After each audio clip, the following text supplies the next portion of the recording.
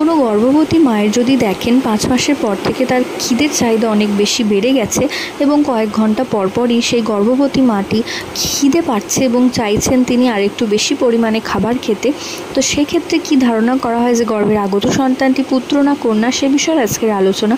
তো আলোচনার সাথে থাকতে হলে অবশ্যই চ্যানেলটিকে সাবস্ক্রাইব করে রাখতে হবে এবং পাশে থাকা যে বেল আইকন রয়েছে সেটাকেও প্রেস করে রাখতে হবে, কারণ এই চ্যানেলে কিন্তু নিয়মিত প্রেগন্যান্সি রিলেটেড নানান ভিডিও কিন্তু আপলোড করা হয়ে থাকে।